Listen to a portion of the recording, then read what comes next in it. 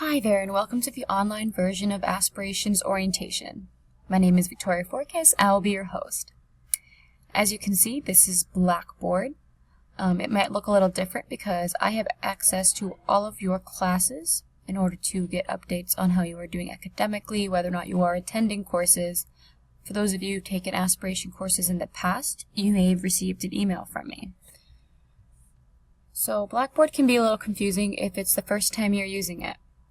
So if you go to the top here, you can click on Courses. That is, of course, if you were able to log in appropriately. And as you can see, mine is a long list, but yours will probably only include one or maybe two. So if you click on a course, let's, for instance, go to one that John Harrington teaches, General Psychology, Fall 2016. It's going to look a little something like this, but each instructor has the ability to set up their Blackboard account for their course as they choose. So you can scroll down. You have access to things like the syllabus, to your grades, to discussion boards. You also have the ability to email your instructor right through Blackboard, or you could also use your main.edu address, which is suggested because that way you have a copy of the email. Whereas if you email them through your Blackboard account, you will not receive a copy of the email that you send. So if we just scroll down here, we can see that we have assignments, exams, all the things that you might need to be successful in your online courses. And up at the top, course documents, the syllabus. This is just probably, a little bit about your instructor and ways that you can contact him if you do find that you have issues with Blackboard. And if we go to the bottom, I won't click on my grades because it'll show all the grades of students who took this course last fall, but you could click on that and you could see how you're doing in the course. If you have issues or concerns about the rubrics or the way things are being graded, you could always look at the ELO rubrics or the GLO rubrics to get a better idea about the way that things are graded here at UMPI. So we'll just take a brief look at this. UMaine Presque-Isle's Essential Learning Outcomes. So these are just some of the things that will be relevant in terms of the courses you're taking with us online through our Aspirations program. So if you feel the need to go over this more in depth, you have access to it on Blackboard. All right, so let's just back out of this. Right, so here we are back again on the psychology page. So if we go back to home, you can also see that on the side over here we have announcements, send emails. That would be the way that you could email an instructor if you maybe had questions. The calendar would be a good place to put things like exam dates, when items are due. It could be a helpful resource for you. All right. I think that pretty much covers the home page of Blackboard. So if you find that you have issues with Blackboard or you need additional assistance other than this video, you can go right here where it says Help, Tips, and Updates. And you're going to click on that. And then you're going to see right here it says Blackboard Documentation for Students. You can go ahead and click that. And then this will pop up. It says Blackboard Learn is a learning management system designed with students in mind. It gives you the tools you need to collaborate with your peers, stay informed of upcoming due dates, submit assignments, view your grades, and more. So if you're having issues with logging in, with your password, or just general questions, this would be a great place to go. So how do I log in? How do I retrieve my password? How do I email my instructor?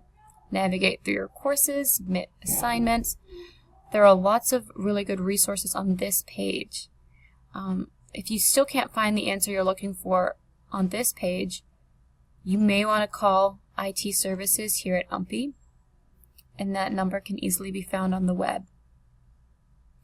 But I think this would be a really good place to start if you are having issues with Blackboard before you were to call IT services. Okay, so let's take a brief look at Main Street before I end this short little video. So I'm going to go right here to Main Street. This obviously is going to look a little different for you because I'm a staff member. But if you go right to Main Street, it probably looks something like this. And then you would go to Student Self-Service, Student Center, and then it'll look something like this. See, mine says you are not enrolled in classes, which is absolutely true.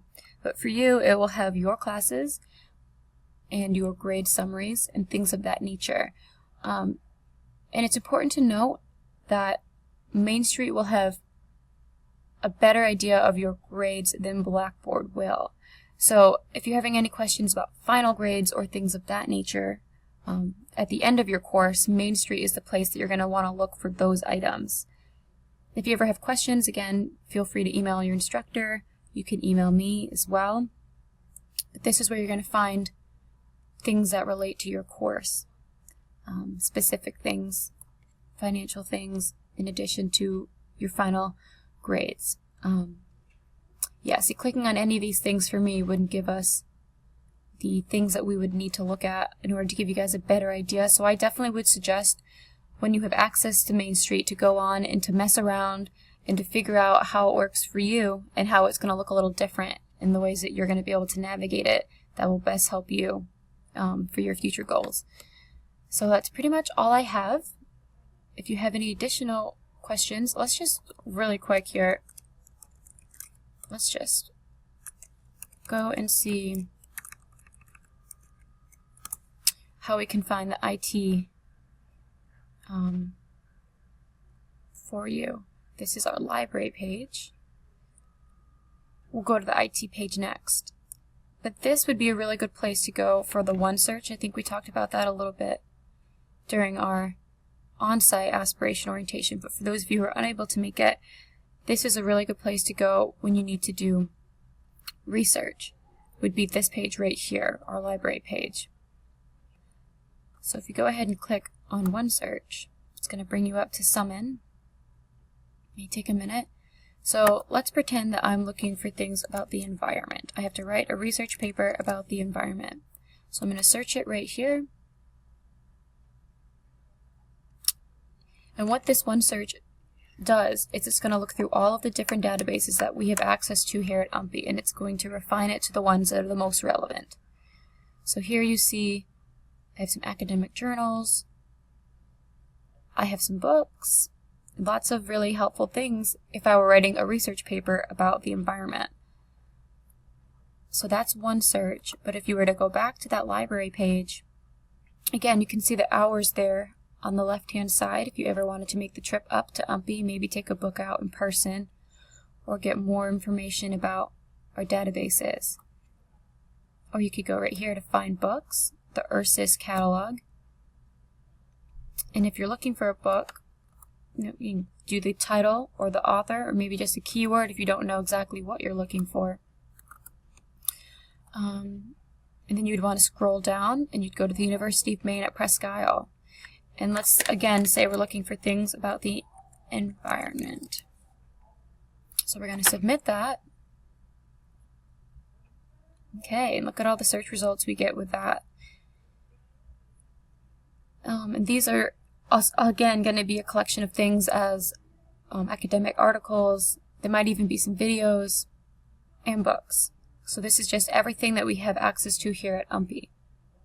And you can refine the search if you feel the need to, if you're looking for something very specific, like a video, and you could find that as well. Okay. So let's go ahead. I'm just going to use the Google search to make sure we don't go to the wrong place. And we'll go University of Maine at Presque Isle IT Services.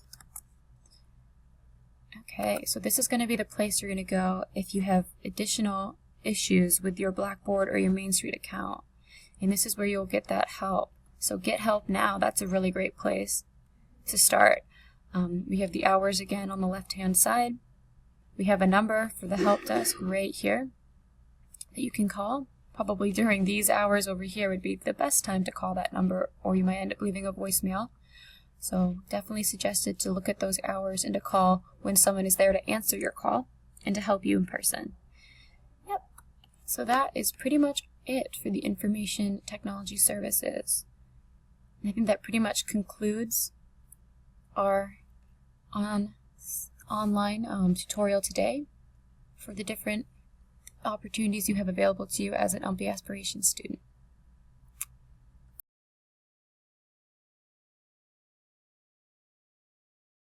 One thing here's a little anecdote about what a good opportunity is for you to take some of these courses online.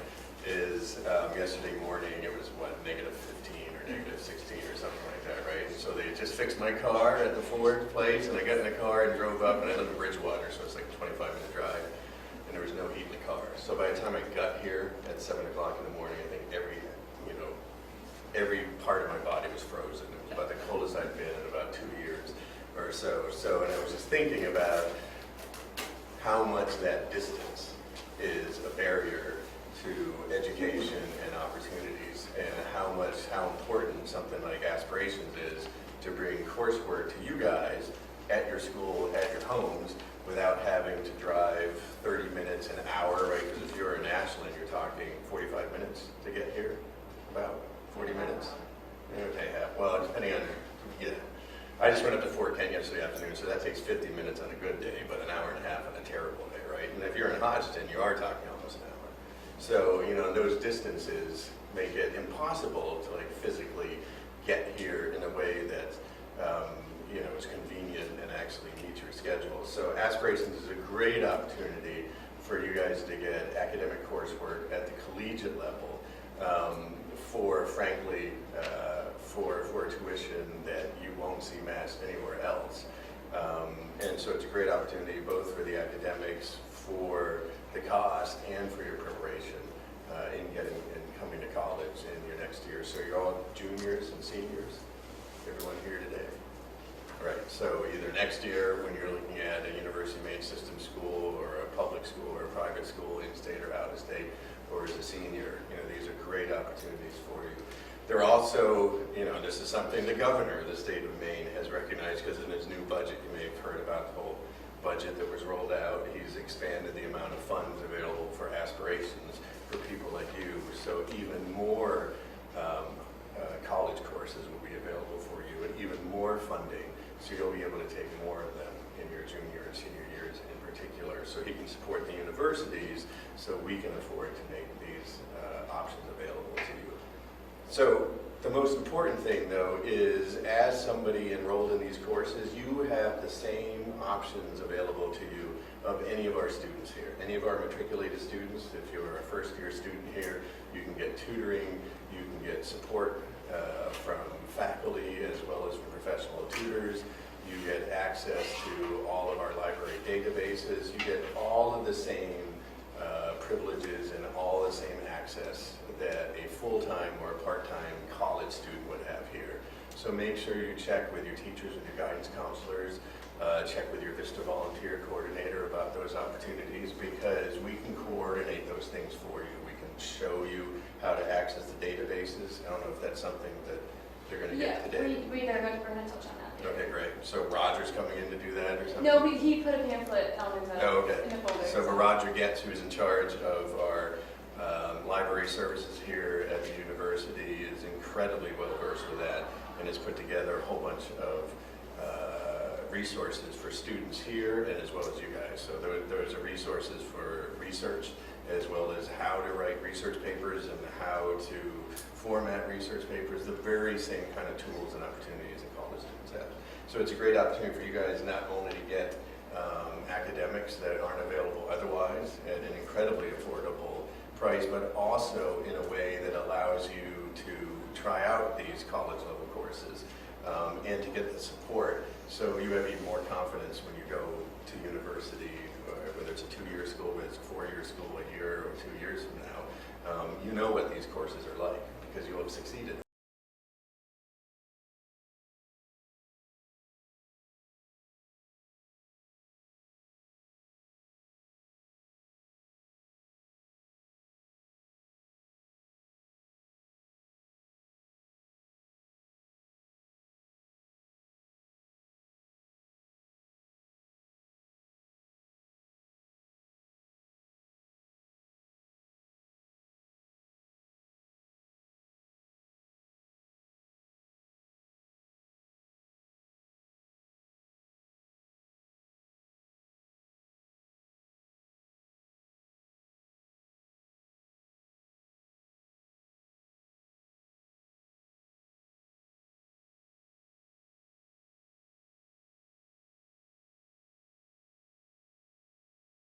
Take to be successful in an online class?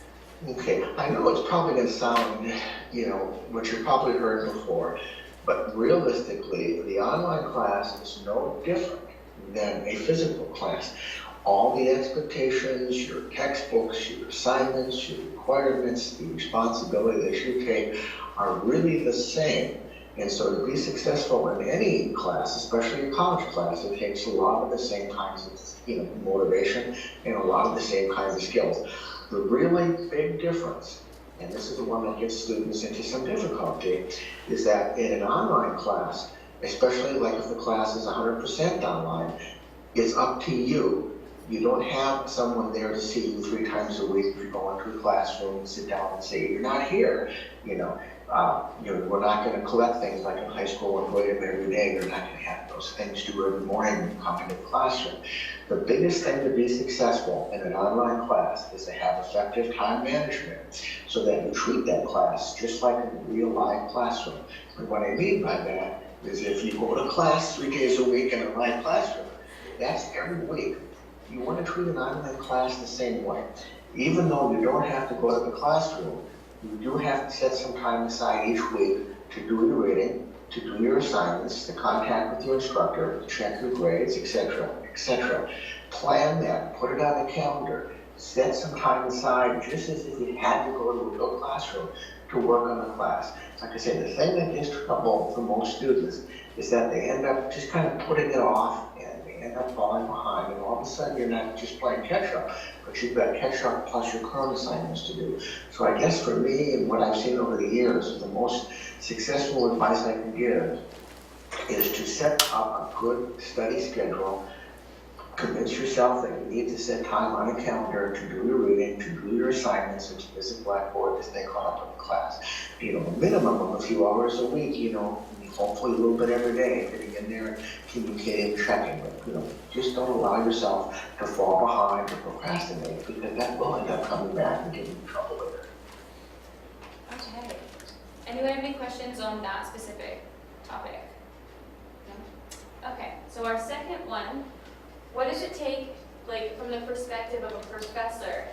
What are the expectations of a professor when it comes to your online students? Well, first of all, I expect that you'll be there. Part of my classes, since we're not in a physical classroom, is I try to kind of duplicate that experience online, meaning that I try to set up an opportunity for us to communicate with each other. And to do that, I use what is called a discussion board or a discussion forum. Many of you have probably worked with different chat places. Many of you have probably been to different bulletin boards and things. But what I'll do is each week you'll have an assignment or you'll have a reading to do.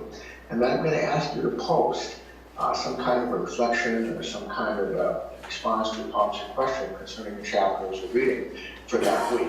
And all students are going to be reading that, and we're going to be kind of like carrying on a conversation like that, if you will.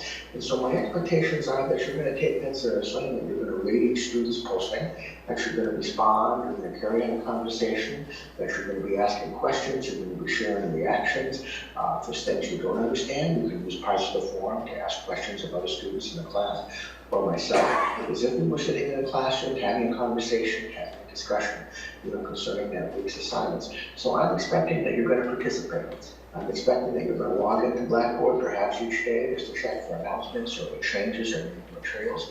I'm going to expect that you're going to participate on a regular basis according to the calendar that tells you what you have to do. And I'm going to expect that you're going to ask questions. I have always told my students, whether you're in the classroom or whether you're in line, that I am just not very good at reading your mind. I don't know what you're thinking, what you're having trouble with, how you're finding the material.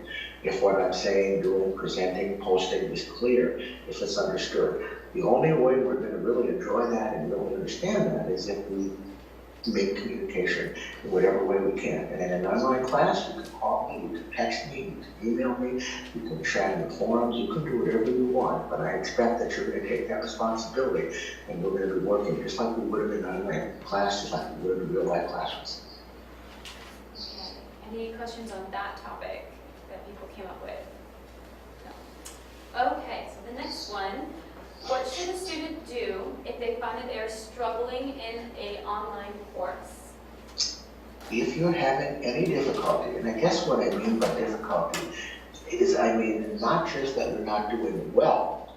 You know, obviously, if you don't do well on an exam, or you're not doing well with written materials, you know, that's a concern that might be difficult for you. But at any time that you have any question, or in case of an online class, you know, if something comes up, you know, we all have personal situations, or medical situations, or family situations, or things come up beyond our control. You know, the best thing to do is to reach out and get a hold of me right away, okay? You know, what happens is I can see when you log on to class. I know when you've not been there for a week, you know, or so, or I haven't been seeing you log in. I will reach out to you. I will send you an email and say, hey, I notice you're a little bit behind in the quizzes, or I see you haven't been, you know, into Blackboard for a week and a half. Are you still there? You know, are you having some trouble? Anything happening at home or at school? Or, you know, are you doing all right? You know, I just don't know. And so if you have any difficulty or any questions at all, let me know. When you log into our class, you know, if you're in my class especially, you're going to have a very specific course calendar that's going to outline every week what you're expected to do, what you're supposed to read, what quizzes, what posts. You're going to have on there the dates of exams, what the papers do. It's all very clear and spelled out from the very first day of class begins.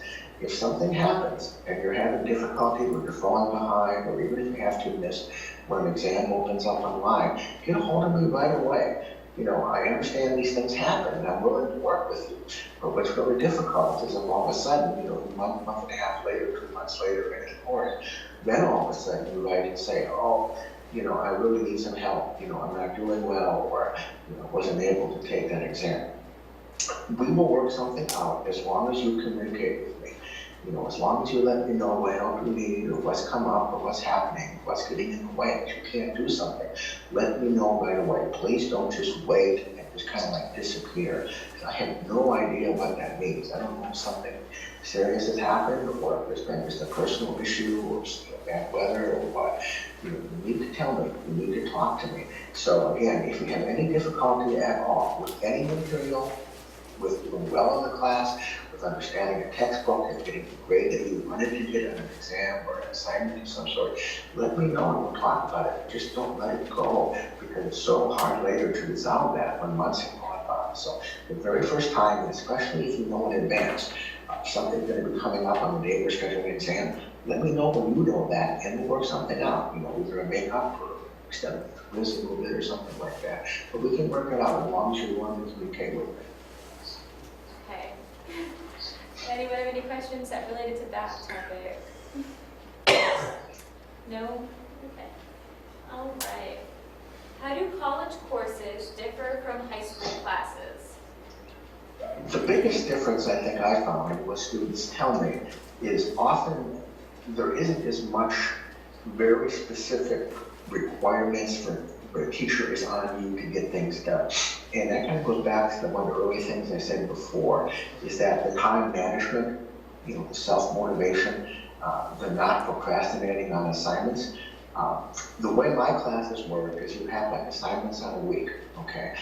You can do the reading, you can do the quizzes, you can do the post anytime during the course of the week, but they're due during that week. So when you do them is up to you. On the very first day you log into Blackboard, you're going to see a whole bunch of information on, say, a paper. We have to write this brief little paper, you know, and how to do that and when it's due, and it's all posted well in advance.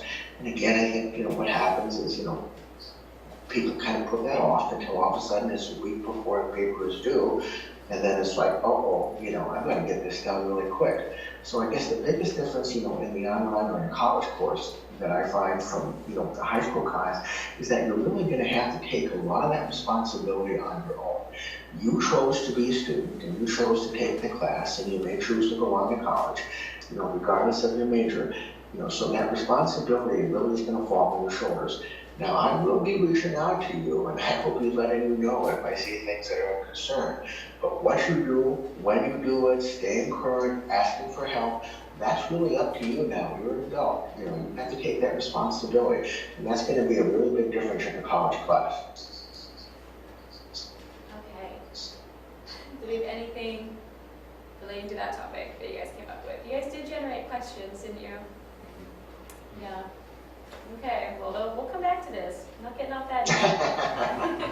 Okay, so the next one, what is the best way to prepare when taking an online class? Okay.